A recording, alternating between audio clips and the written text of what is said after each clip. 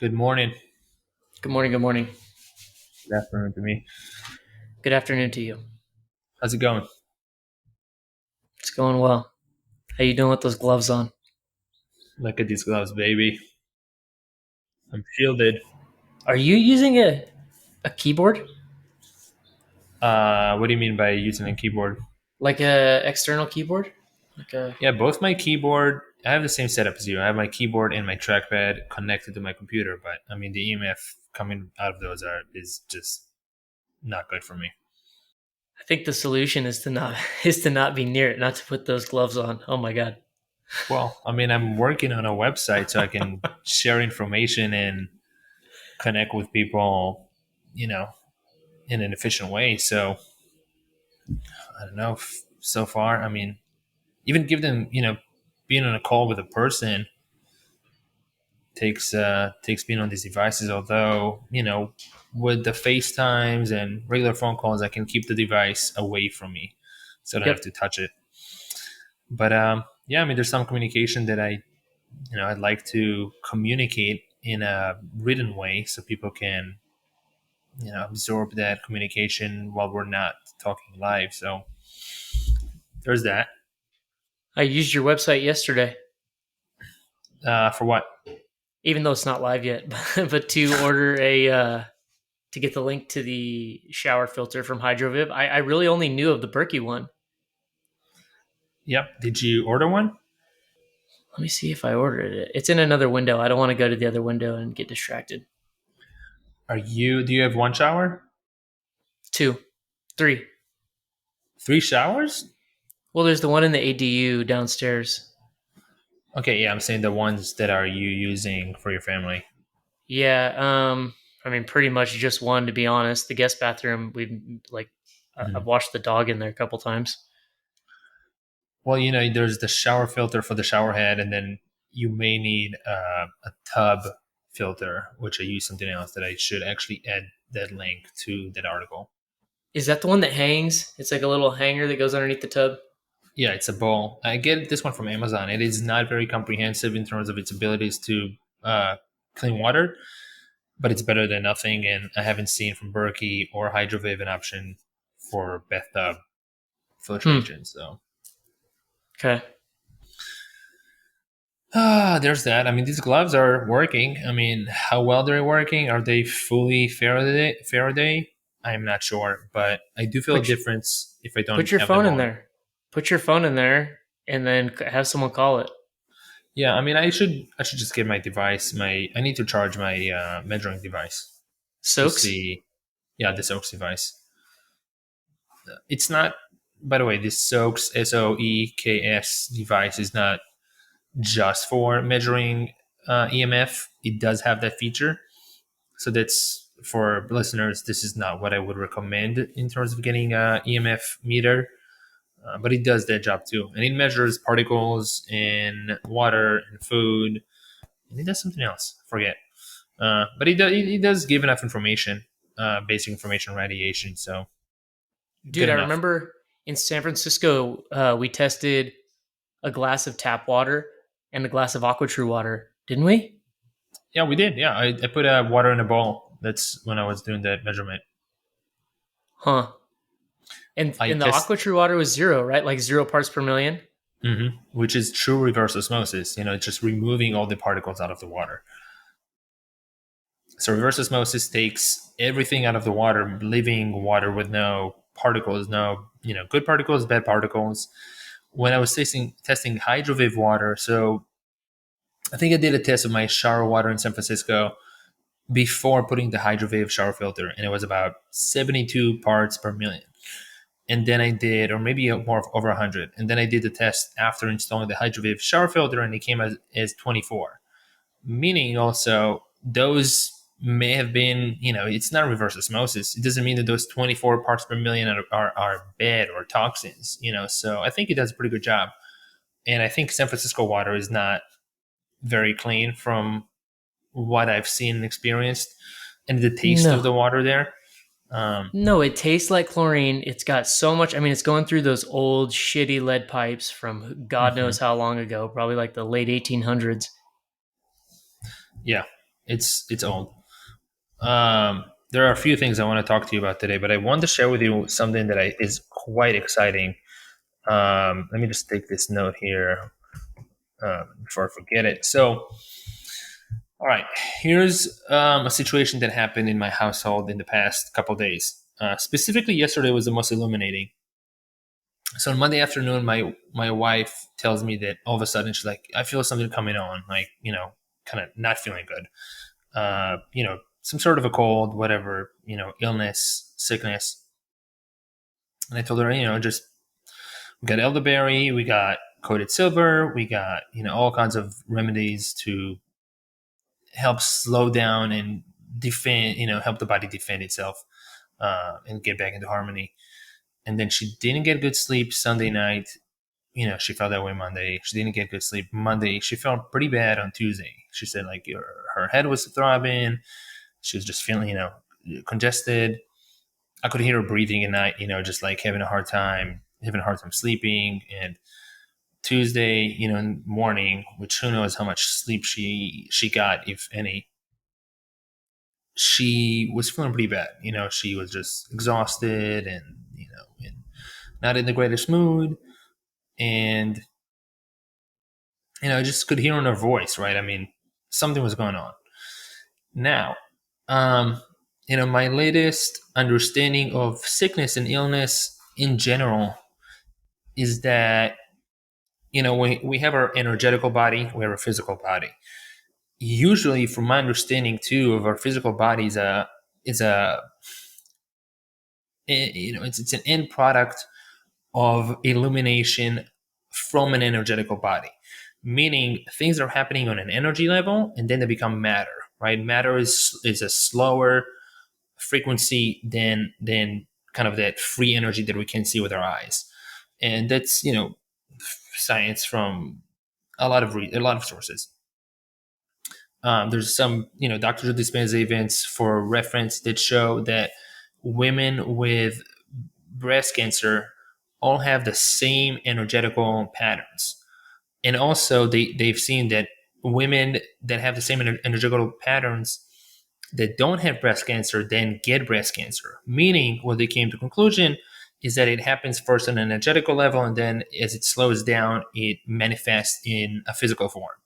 Now, moving on, what I think was going on, I could feel there were some things going on in my wife's life, and some disappointment, some stress factors, um, which I could kind of sense it coming, and then it was manifesting as some sort of a cold and lack of sleep and moodiness and all that. So yesterday, which I'm very happy with how I was acting, because usually, not usually, but in the past, I've been very pushy and like I want, maybe as a masculine man, I want to fix the situation, right? Not only You no. not only do I care about my wife so much and I want to help her, I also want to resolve the situation as quickly as possible usually, but I kind of let people do their own healing one, and rather than doing anything with force coming more from a more of a gentle power position. Not that I'm in power, but kind of comparing power versus force. It's a famous book by Dr. Doc David Hawkins. Yeah, yeah. Power is a higher level of frequency, vibration, consciousness. Force is a lower. So just those two. So instead of pushing my wife like, oh, ask her like, do you want like a ginger tea? Can I make anything for you? Can I do anything? I could tell she just wanted space and do her own thing, which great. I respected that. At the same time, I kept knowing like I gotta show love, to show her that I'm still here. I'm not like living here to try to resolve this on her own just because she's not feeling good and she doesn't want any help right now. She's not in a space to receive any help or not interested in it. So I over the day I asked her a few times and like, can I make something for you, but not too pushy and give her the space. And I asked her in the morning, like a couple hours later, if she'd like to wear the Leela Quantum necklace that you got for me. And she said at first she's like, no, she's kind of like doesn't want anything at this point. Um, and I told her, like, there's a good amount of studies on it. I mean, amazing studies that I will touch on in just a second that show that it's working. Like, you can't see it, you may not be able to feel it, but it's gonna make it's making a big impact. Anyway, she agreed to put the necklace on, so I put the necklace on her at like 9:30. Gave her some space, didn't make anything for her. We had some elderberry. She took care of herself. I went here to the studio next door, and like within a few hours, I could tell she was feeling better and better. And then she rested. She took like a little power nap, like I don't know, in the early afternoon. And then it was also 1 year since we moved into our home. So I got her a card and I printed a couple photos of us from the day that we closed on it and wrote some nice words for her and kept it, just put it on the table, on the kitchen table. It's kind of like a surprise. She wasn't expecting it. Went to pick up her daughter. She got up from her nap. She saw the note. She was filled with love. Um, she wore the necklace. She got some rest. She showered. Our daughter came home, brought her high vibrations. She woke up this morning after getting great sleep. Woke up apparently at 4, meditated for about an hour, went to CrossFit, and she's beasting. Yesterday, she was feeling pretty bad. I mean, the turnaround of her healing, it's a lot of her mindset. It's all her. It's also me not getting in the way of making it worse. It's me also not getting in the way of taking on some of those lower vibrations, some of those like, oh, maybe I can get sick now. Like if she's sick and I'm sleeping next to her, maybe I'll get sick. Like I wasn't tuning into those at all. I was putting a smile in every cell in my body a bunch of times. I was keeping my energy high and not even putting the thought that I could get sick or get offended or take it personally that I've done something to help my wife get into those lower vibration sickness situation. So, with that, I would say that it was a very successful way to handle the situation. Of course, mostly on our part, but also on mine, as I was not getting in the way and I was very gentle with offering help and love. So, just wanted to share this with you and the audience. I think that was, for me, that was a big step. Yeah, that is a big step. I'm the same way as you. I'm a fixer. It's like, all right, there's a problem. What do we got to do to fix this? Let's figure it out right now. Um, but you made a good point, like keeping distance without being absent. It's like Hmm. supporting from a distance kind of thing. I like how you put it. And I do want to say, touch on something here on a tangent. So, as you were saying, I'm a fixer. You know, language wise, right? Yeah, I mean, I can fix problems, but I'm not a fixer. It's not that I am this thing. I can be that thing. So, not being defined by that label, and also moving away from, let's say, as I'm looking in my past, I was acting more as a fixer and wanting to fix things as soon as possible so I can avoid the sadness, the discomfort, and just move on to the next thing, move on to the next joyful, ecstatic moment and ease, and move away from the dis-ease, right? Um, so I just wanted to touch on that language part briefly. Good point. I'd Mark England would be proud. Lots of kudos to Mark England, founder and creator of what is it called?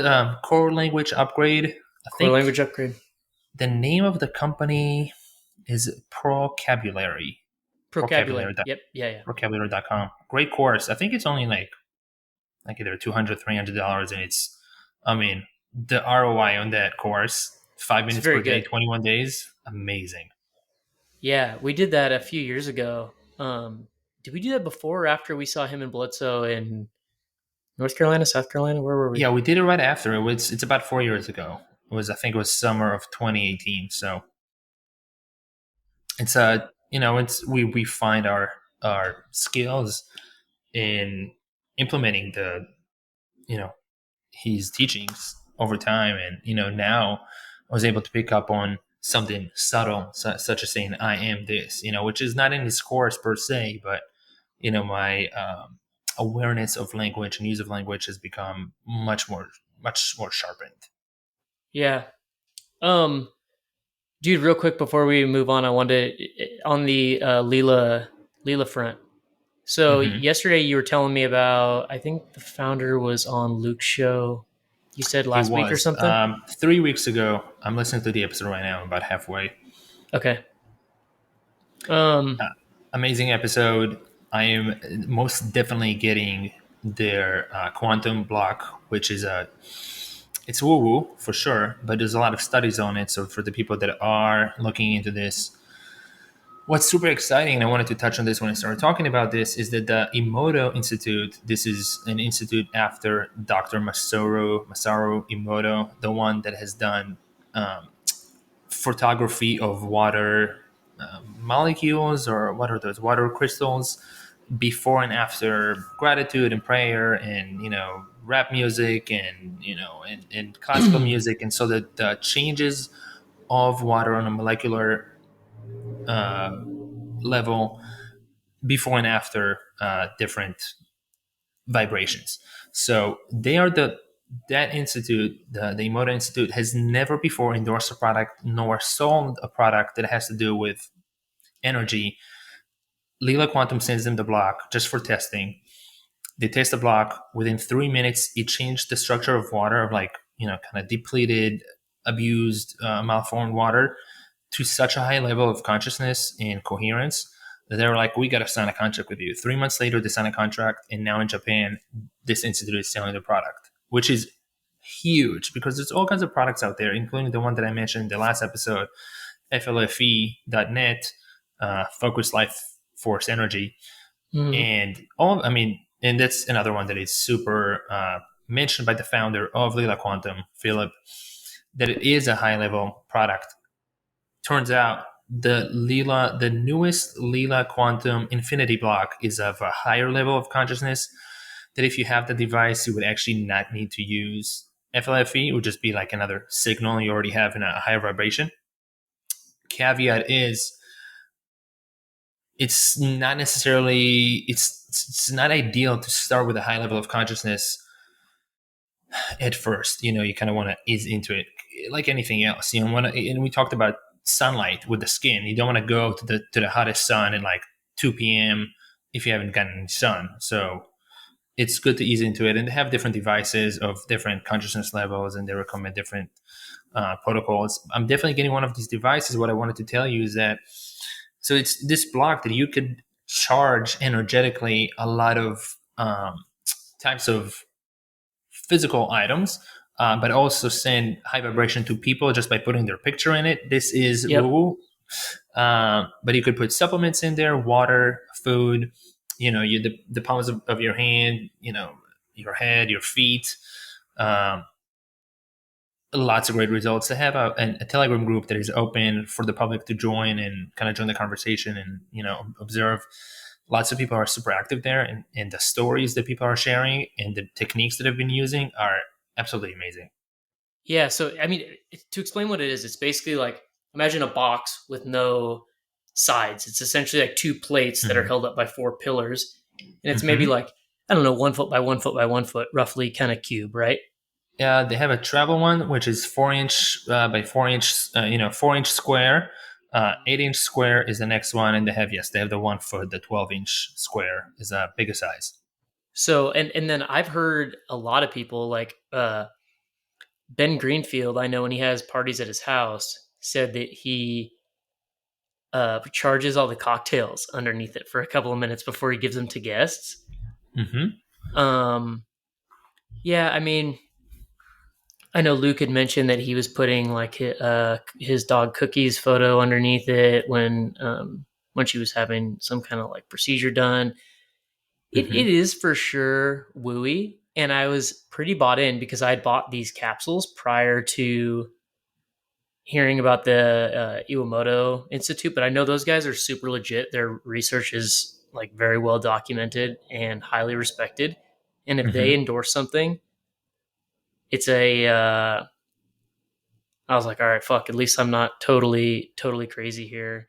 And the founder of this company is not like some, guy who's walking around naked in the forest all day. He was a Thank former, you. I think, like me. He was a former VP at T-Mobile or something. Hmm. Yeah, I So he's think he like, worked there for a long time at T-Mobile.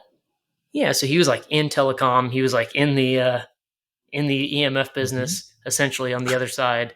Yeah. Uh, and he was like a corporate guy and really successful. And he actually, I think, a lot of his work there inspired his work with Hmm. Leela. So yeah, they're not cheap.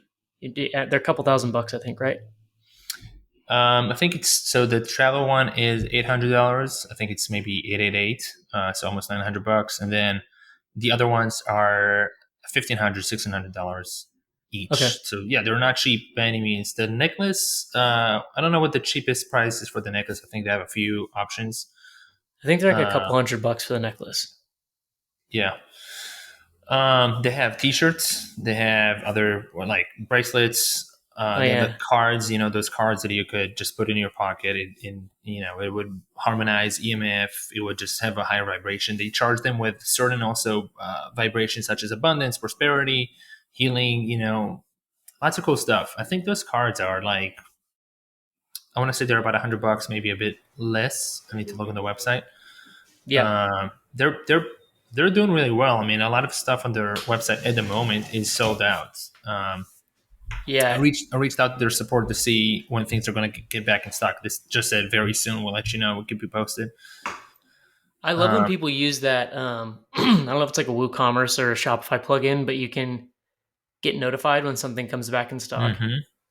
Yeah, that's both platforms, WooCommerce and Shopify has this option. I don't know what website theirs is built on. They did not add that option.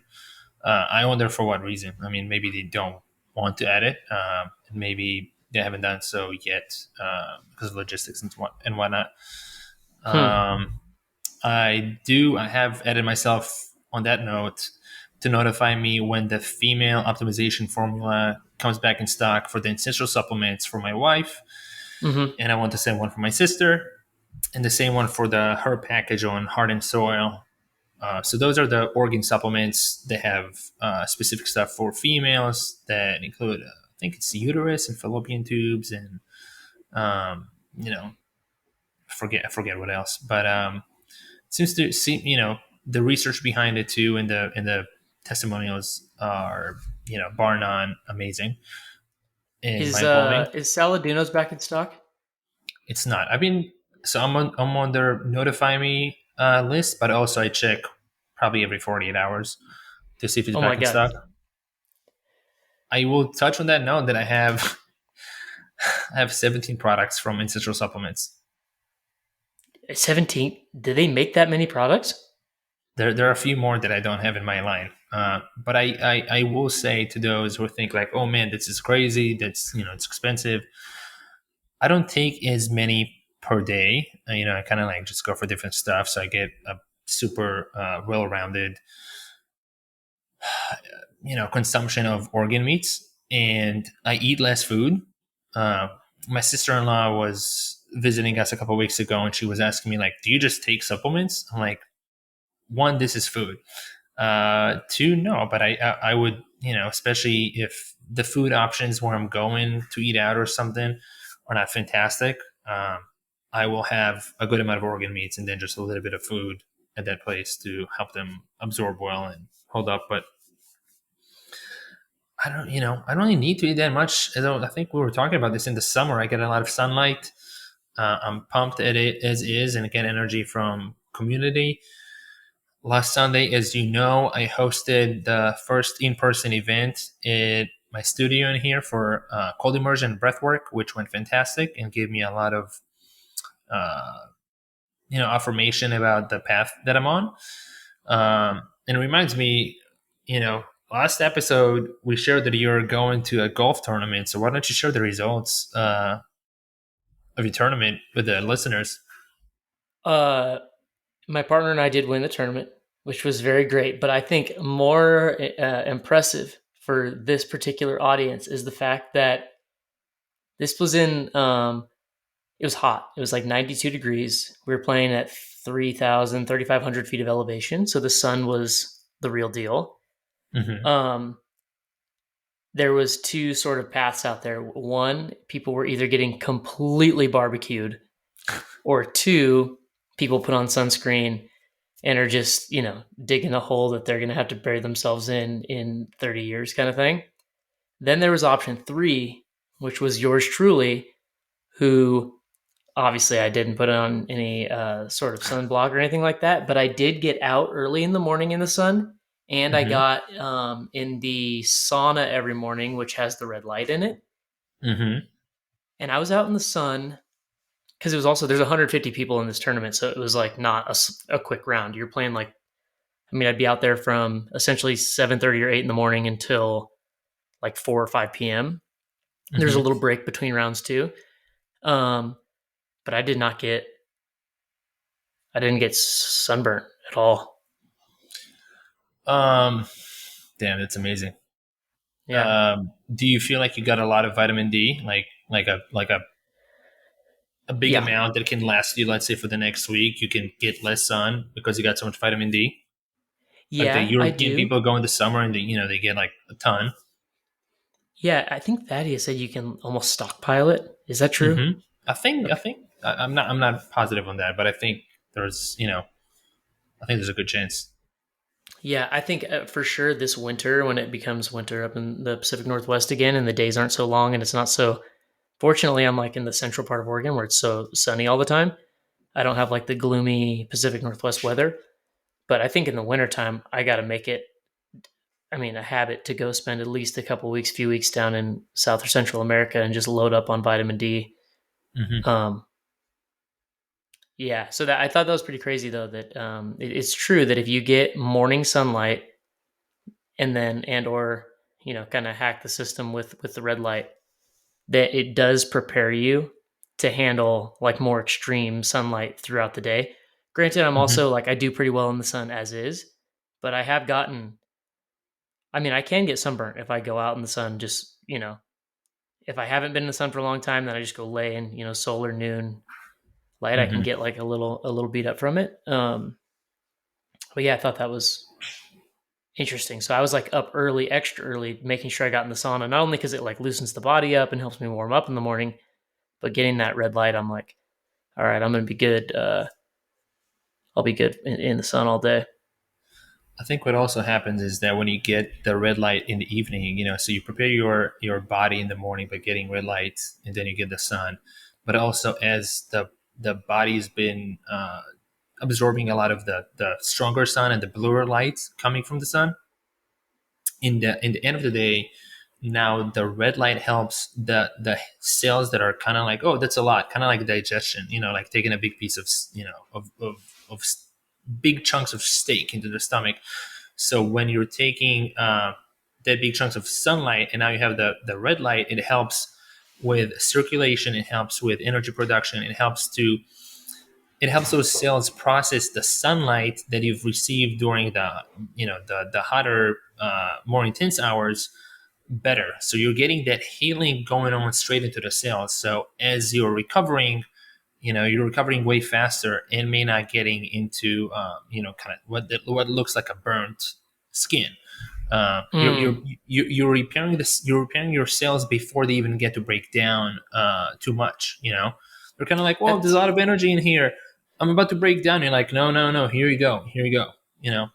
that's a good point because I would after the round I'd come home and I would usually cook something on the Traeger with my wife and just kind of chill on the back deck and we're sitting in kind of evening sun at that point, even though I mean the sun sets at like 9:30 or 10 o'clock at night here now. Mm-hmm. Um, so yeah, that's probably I was out there like even if I did do some damage during the day, I would kind of Mm-hmm. repair it in the evenings as well. So yeah, that's a good Mm-hmm. point. Probably it's both the morning and the evening. So yeah, so I've got. I think it was a week ago. I've got the red light panel that is right Hmm. behind me, and I've been using it almost every day in the morning and evening.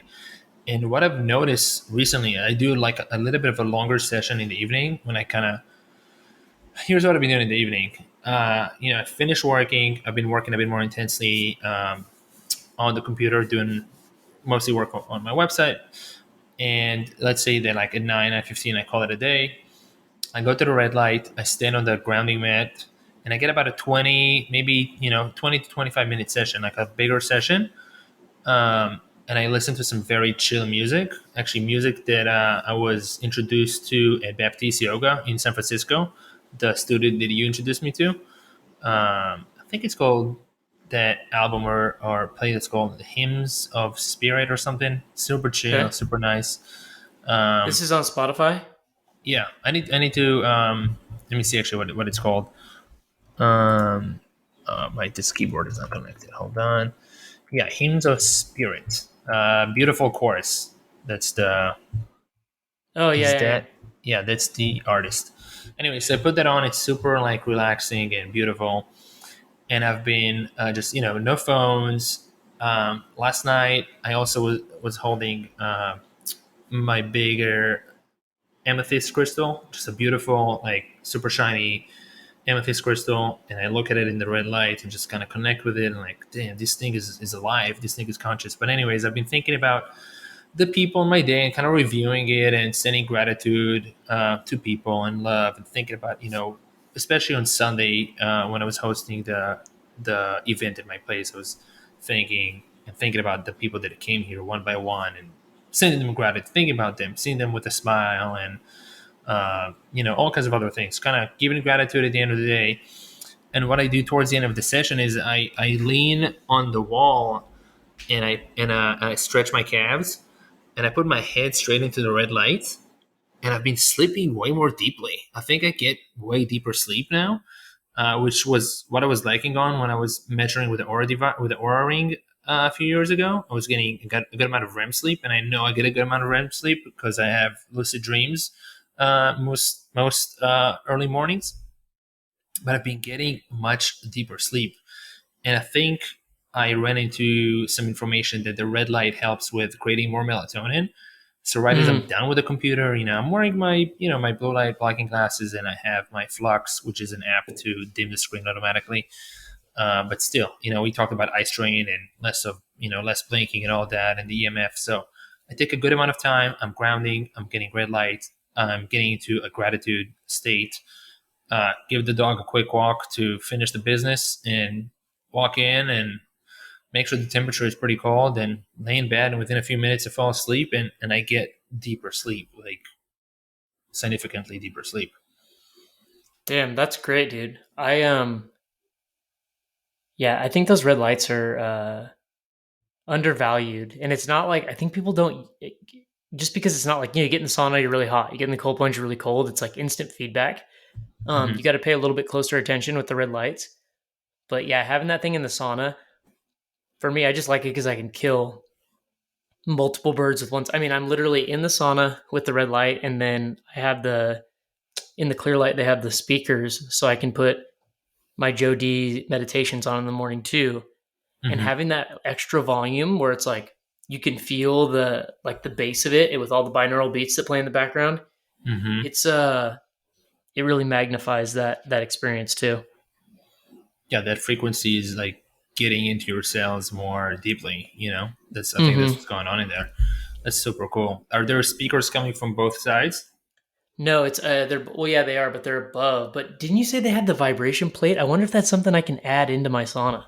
Yeah, I think you can add those speakers that go underneath the bench, so they're coming like straight into your spine and like all the way up to your body. That's how Whoa. vibrational beds usually work. I mean, you can do it. You can lay on the bench. You can sit on it. A friend of mine has this in his sauna. I think it's about $500. Not a small item, but not crazy if you can get it on payments and you use the sauna every day and looking for that type of healing. Um, yeah, that's that.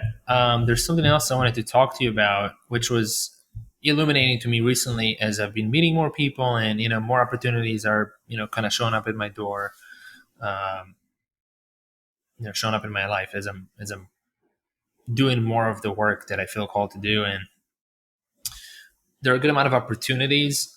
You connected me with Jen from Clearlight, and you just connected me with your buddy Phil, who I'm going to talk to very soon, and I was connected with one of my neighbors here. And what I've noticed is that when an opportunity presents itself to connect with a new person, whereas I might have some, resistance into talking to somebody and, for all kinds of reasons. One, it's somebody new, right? And there's that, like, I don't even know this person.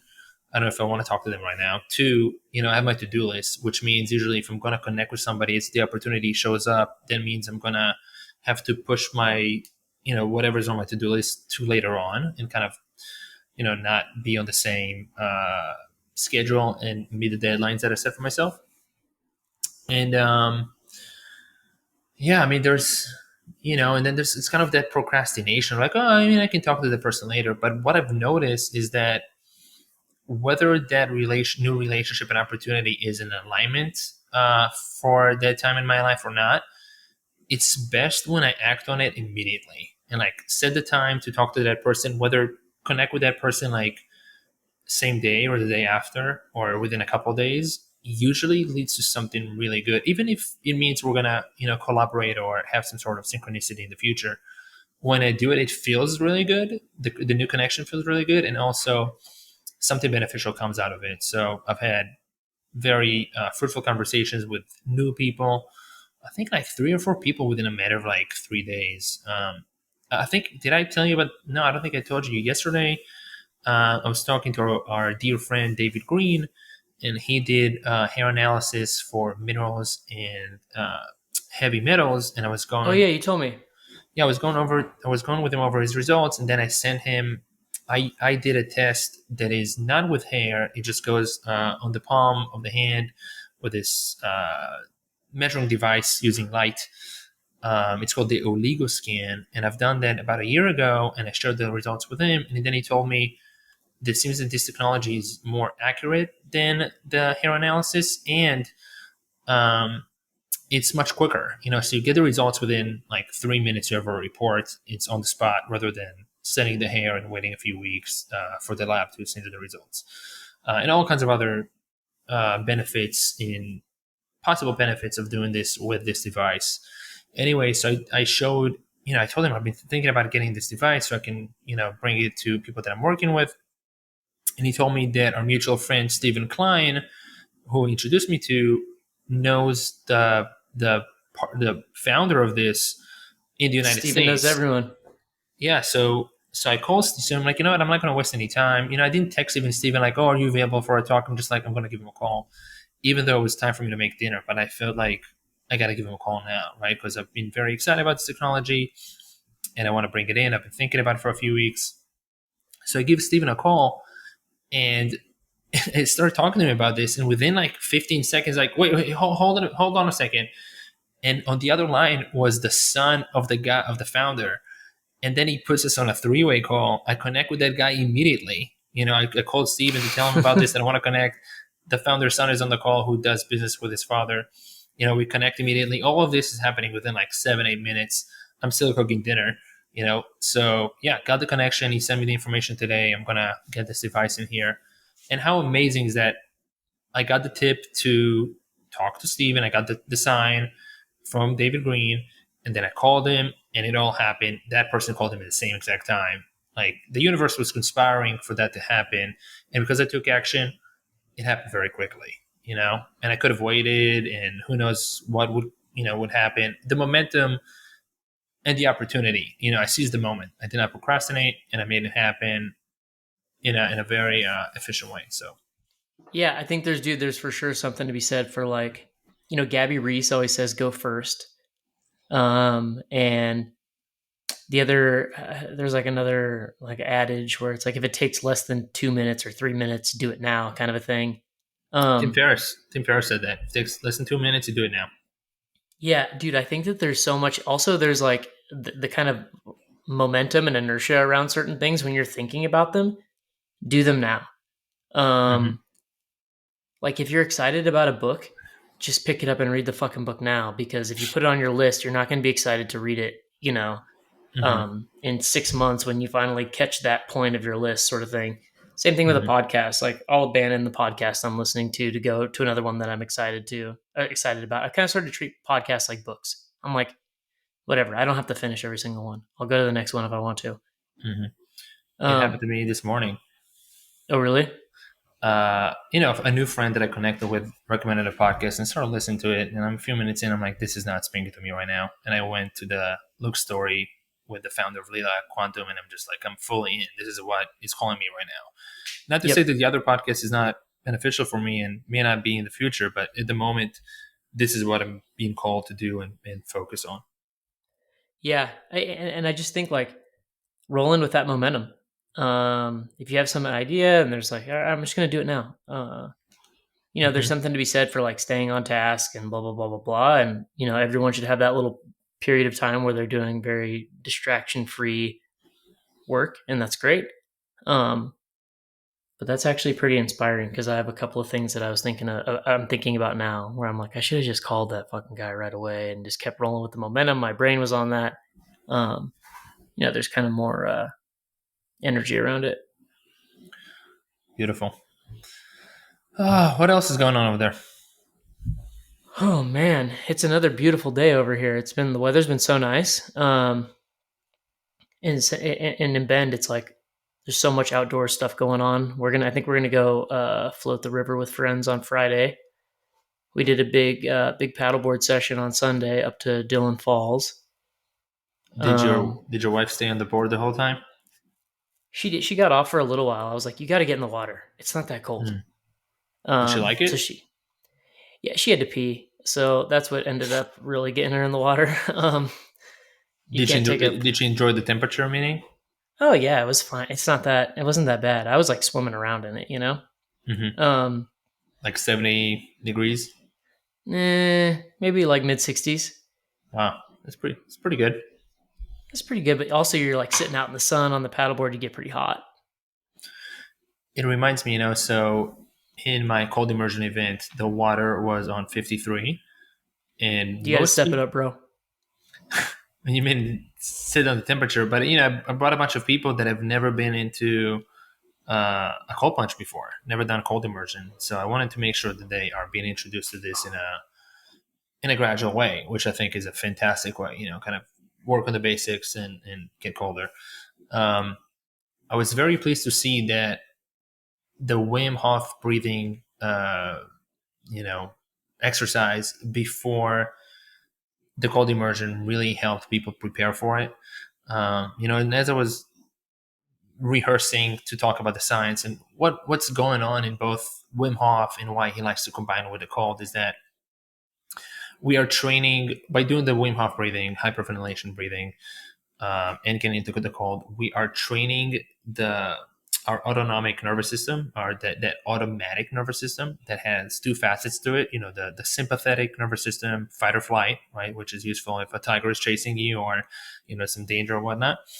And then there's the parasympathetic nervous system, the rest and digest, the more healing, relaxing one. So what we do in both exercises, with the cold and the breathing, is that we, on purpose, in a controlled environment, we induce the sympathetic, right, the fight or flight response. We put a lot of oxygen in, we get a lot of carbon dioxide out, we kind of get into some sort of stress. Also with the cold, we're like, a lot of cold is coming in, blood is flowing from the extremities into the vital organs to keep us alive. The nervous system is on fire. It's like, whoa, what's going on in here? But then we, in both the Wim Hof, as we hold the retention of the breath hold, and in the tub as we relax, we now train the body for when it is in a fight or flight response to know how to relax and de-stress, which is why it carries over to when a person can get into a stressful mode because of work, because of a relationship, because of an injury, because of a stressful situation, being stranded somewhere, adventure, all that. The body automatically now, not even using the mind to like say like, oh, I'm cool. Like the body knows what to do automatically. It's on a subconscious level. It's on a cellular level. And I could see that, people have done the breath work. I mean, by itself was very beneficial and beautiful, and they enjoy that, and the relaxation afterwards, just kind of, after 10 minutes of breath work, they were feeling quite different, very relaxed, and present. And then they did a cold, and a good amount of people, even at that temperature, and for me too back then, it's painful a lot of times in the feet, in the ankles, where the body is carrying most of the weight, and there's a good amount of inflammation from all kinds of reasons. So it was more painful to them than cold. And when they got to the upper body, they were more cold. Some of them were shivering a little bit. I was, guiding them through the relaxation part, everybody got in almost, most people neck in for some time, and some people almost all the way with the neck in, and they were feeling amazing afterwards. They are like, all right, I got Mm-hmm. to come back for more, which was very good to see. Affirming that this healing modality is super beneficial. It enhances the mood. It's a big mood enhancer. There's a lot of things going on in there with norepinephrine and you know the physical and mental toughness. I mean, it's a lot of beneficial stuff. And yeah, everybody was mingling, enjoying conversation, then having some wild cacao. Some people even tried some healing mushrooms and some organ supplements from ancestral supplements. It was a very successful and fruitful and joyful morning, and very grateful for my wife who took care of four little girls ages 2 to 7 for 2 hours while we were doing this, as I made it a family friendly event. um, yeah, it How was many very fun. rounds of Wim Hof did you do? Three? Just did three, and I told people there, like, we're gonna go up in the rounds and we're gonna go down with the temperature as the weeks progress. But I wanted to ease people into it. I didn't want to have people feel like they're about to pass out on the breathing exercise, or Three or with the rounds? cold. How many breaths? 30 or 40? 30 Okay. breaths on the fast pace, And which then which what? matters. 60, 92 minutes, or how long were the holds? 60, 90, 90, 60 seconds, 90 seconds, 90 seconds. Okay. And everybody found it more easy. Some people found it easier on the second round hold, some people on the third one, but have Mm. seen how it works very quickly. And I told them, of course, about the cold adaptation. So as I was showing the demonstration of the cold adaptation, which was pretty cool, because I was talking to you a few weeks ago and I said, like, I could barely put my hands in there. I put my hands for like 10 seconds, 20 seconds, take them out. I did a beautiful demonstration.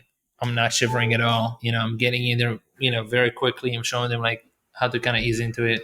My hands are in. I was like, you know what? I told them I was gonna show it to you for like 2 minutes, but I'm just gonna get a full session in.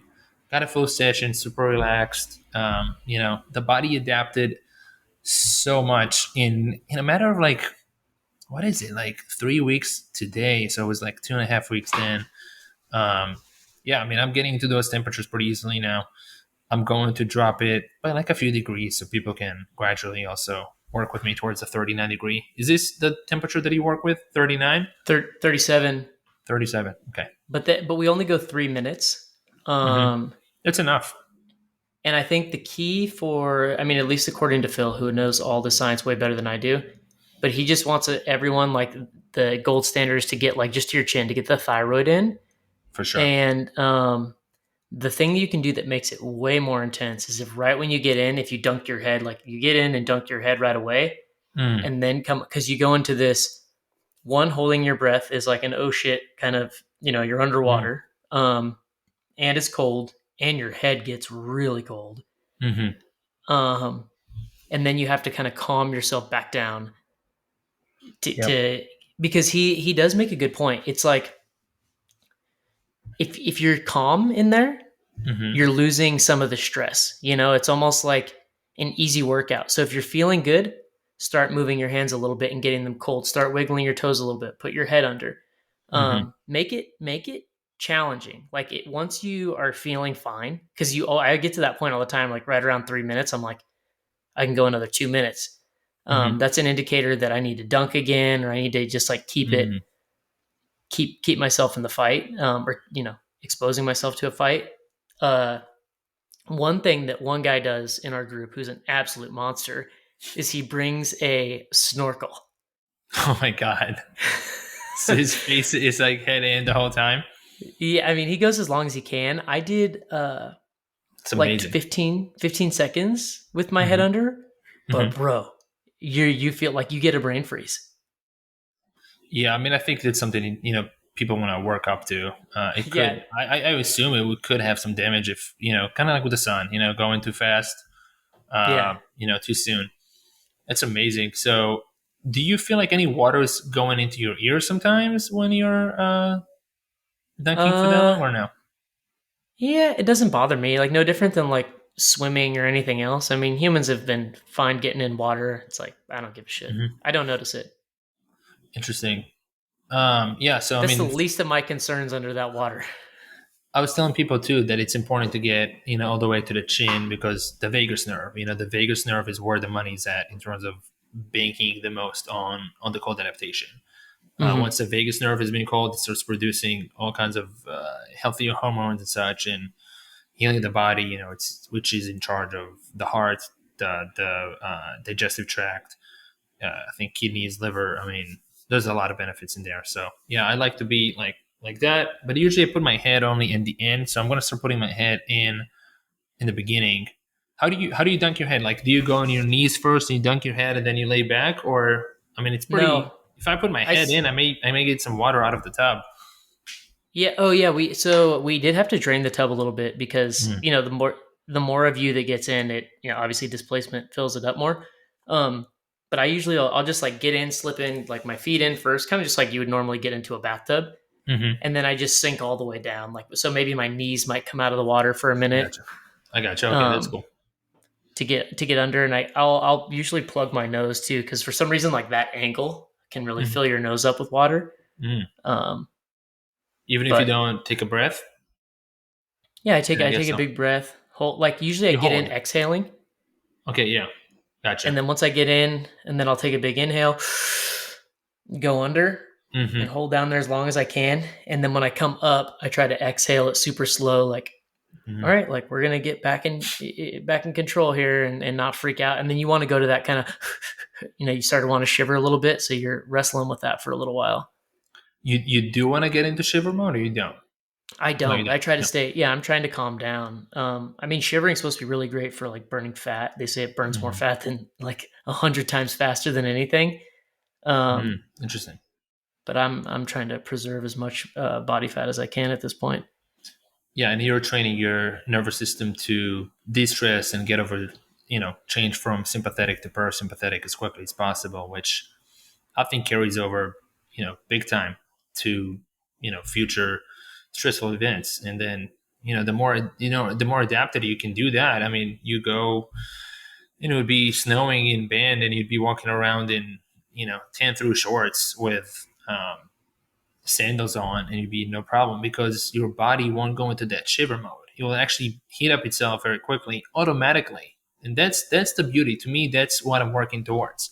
Being able to heat and cool my body automatically, um, and not have to really suffer from any external conditions, and be able to see also the beauty of snow, more, right? So be outside more when it's snowing, be outside more when it's 100 degrees out.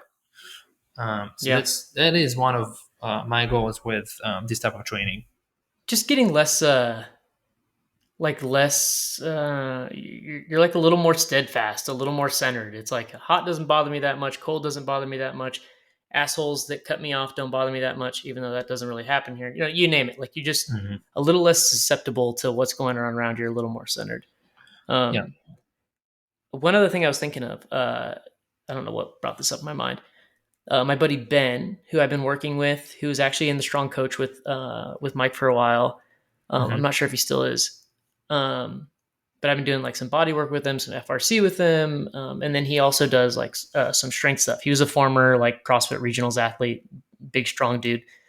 Um, we were talking about because I'm doing the Wendler 531 right now, which is basically like a squat, a deadlift, hinge, or I'm doing a overhead press and a pull. So you have four like strength lifts and then a little bit of accessory stuff. And I was like, dude, I just feel like shit when I do like lower body strength work. And I saw a video of me like back squatting 350 pounds at SFCF, and it just looked like not good. Yeah. Um, Not good. it's a, and I'm granted, this was years ago. I would die if I had that on my back right now. I don't even know if I could like walk out with it. But I was talking to Ben about it, and he said, dude, now his lower body work is he goes on like really long, extensive mountain bike rides. And Hmm. he's like, that's enough for me. He's like, I go on like a couple of mountain bike rides a week. It does like a lot of like hard uphill stuff. He's going like fast pedaling downhill. He's sitting in the saddle and like squatting on downhill stuff. So he's like, Mm, absorbing bumps and stuff. Um, Plus, you're out in the sun, you're having fun. He was like, that's like enough lower body work for me. And then he does a couple of kettlebell sessions at this local like kettlebell strength place a week. And then hmm he does just a couple like upper body, like 30-minute, he's doing like front lever work and maybe like some pulling work and that kind of stuff. But it just got me thinking. I was like, I might try to make more of my, because I hate doing my lower body sessions and I just feel like shit after. My ankle and my hip feel like shit after. hmm It's like, I think that stuff's great for you if you are ready to do it. Like Lisa Warren can be doing snatches because she can get that position. She's good at it. I hmm just think for me, especially giving all of my injuries that I've had, it's like, I don't know if I need to be doing that shit anymore. I might be better off just getting my lower body work in on a bike. It sounds, two things, right? So one, of course, the joy aspect. And if you're not enjoying this and you're really not having a good time, I mean, already there's some Yeah. negative relationship with that exercise. And then, as you're mentioning about other athletic people that are easily getting into these positions, they have the mobility to get into these positions. So there's no inflammation building up as you're trying to get into a lower squat, which is good for building your hamstrings and quads and whatnot. But your ankle is telling you, like, no, I don't want to get into this position. Your knees might tell you, like, you've been sitting most of the day. You've been warming up for like even 20 minutes. It's not enough for me, So it seems like circulation and more circulation and more range of motion and like a lower intensity. It's kind of going back to hypertrophy, seems more beneficial for you at this stage. And I think for most people, I don't know many people, especially in their 30s and 40s, that have a great mobility, ankle mobility, hip mobility.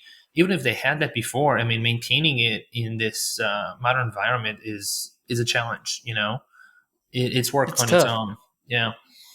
And I go to like yoga every morning, and I'm like, I feel like I'm pretty good about working on that stuff. But everyone says like you should squat every day, you should hinge every day, like it's a very primal, like archetypal movement. I'm like, yeah, maybe, but I don't know. I mean, I'm driving around in my truck a lot. I'm like, I mean, even here where I go on a lot of walks and stuff, I feel like I sit at a desk very minimally. hmm I don't know. Well, it's I think also when primarily we were hinging more, squatting more, but we were doing this not with a few hundred pounds on the bar, and even just like 200 pounds or a 185 or 155. We weren't carrying that much weight doing squats with it. We might after we squatted a bunch of times to eat and to make fire and to collect branches and such and twigs to make a fire. So after getting so much squatting all the time, yeah, maybe when we were carrying an animal, we were squatting down to pick it up and put it back down, but we weren't doing reps with a piece with a hog on your back. All of a sudden, after like sitting and cooking all day, that was not the movement. So And you weren't pushing through. Like if you got tired after you squatted and picked up, a big quarter of an elk or whatever, you weren't like, all right, I'm going to do that 5 more times. I was like, I'm fucking tired. I'm dropping this thing. I'll pick it up in a minute. I don't have anywhere to be for the rest of my life. yeah, I mean, you might bring it to to shelter and to your base camp as quickly as possible because other animals will be chasing you and Or you want to competing get with there your before meat. dark or something. Yeah, yeah. I think that's fair. But like, On an occasion, also there will be other people taking the toll, and I would assume there will be a bunch of guys walking around, and okay, you go 400 meters, then I go 400 meters, then kind of taking turns. And if somebody was feeling better than the other person that day or not injured, they would do more of the heavy lifting and carrying. It would be teamwork. It would be more joyful. It would be more purposeful. So all of that, and I don't think it would be often. I don't think they were carrying. I don't think they were squatting heavy amounts of heavy weights every day by any means. Probably not no. even And I three times think, per week. dude, I'd probably be better off getting like just like a heavy sandbag, like a 50-pound sandbag, throwing it hmm across my shoulders, and going for like a 15-minute walk in the trails behind my house or whatever, doing a couple squats. Yeah. I don't know if about a 15 minute, but yeah, I mean, dropping it off here and there, and yeah, being more functional with it, and not having Yeah, the weight distributed as evenly too. Kind of working with the stabilizer muscles, and yeah, yeah. definitely.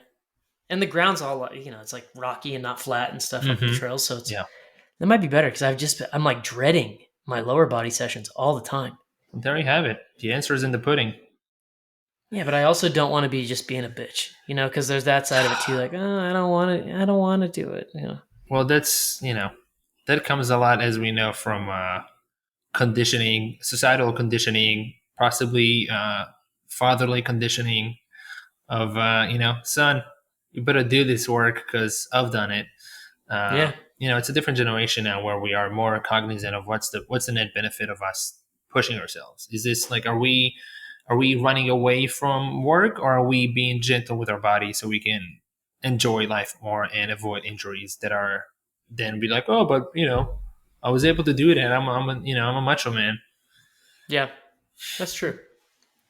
All right, Anyways, we we're yeah, at we an hour quicked up, right baby. now, and Anything I got else? to. No, that's it. I'm gonna go break the fast. I got some. I'm gonna make some grass-fed burger patties. I got some Morgans. Need a little bit of fruit. Beautiful. What about All you? right. You good? I will. Yeah, I'm good. I have a phone call coming up very soon. Um, yeah, that's all I got. That's all we got for today. Thank you for the conversation. Thank you for the time. Thank you for listening, people. Yes, sir. Your website's going live on Monday, right? Monday or earlier, baby. I had to call you out publicly. A little accountability there. And then, do you have any openings in your retreats? Are you talking about those on here or no? At the moment, I do not have any openings in the upcoming retreats. There's a retreat coming up in 2 weeks. That one is full. But I might mention the next one towards the end of the year. I don't have any dates yet. Once I launch my website, I will get people towards my website. They can check it out with the links. Thank you, Cool. Yeah. people. Thank you, Thank you very Mateo. much. All right, brother. Talk soon. Talk soon. Bye.